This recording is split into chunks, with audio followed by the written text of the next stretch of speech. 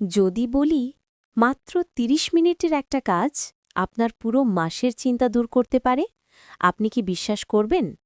হ্যাঁ, এমনই এক কাহিনী শোনাবো আজ আপনাদের। এক পাড়ায় ছিল খুবই চিন্তাশীল এক যুবক। তিনি সবসময় ভাবতেন কিভাবে সবাইকে সাহায্য করা যায়। একদিন সে চিন্তা করে দেখলেন যে কাঁচামরিচের দাম মাঝে মাঝেই অনেক বেড়ে যায়।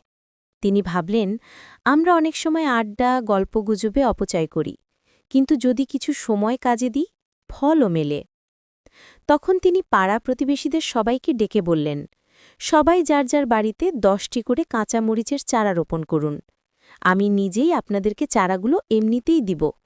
দেখুন, আমাদের সবার বাড়িতেই কিছু না কিছু ছোটখাটো জায়গা থাকে যেখানে কিছুই করা হয় না। সেই জায়গা একটু পরিষ্কার করুন, দুয়ারের কিনারে বা বাড়ির যে কোনো আশেপাশে চারা রোপণ করুন। অল্প জায়গাতেও এগুলো সুন্দরভাবে বেড়ে উঠবে। তারপর যুবক নিজেই সবাইকে চারা বিতরণ করলেন। সবাই বাড়িতে নিয়ে গিয়ে চারা রোপণ করল। কয়েকদিনের মধ্যেই দেখা গেল সবার বাড়িতেই কাঁচামরিচ ধরেছে ভরপুরভাবে।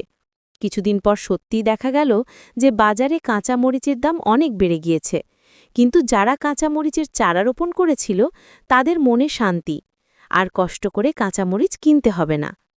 এই জিনিসটা খেয়াল করে সবাই হতবাক হয়ে গেলেন এবং ভাবতে লাগলেন যে এই যুবকের সামান্য একটা উদ্যোগে আমাদের এত বড় উপকার হয়ে গেল। সেই চিন্তাশীল যুবকের কথা মনে করে সবাই সেই যুবকের জন্য আল্লাহ পাকের কাছে দোয়া করতে লাগলেন।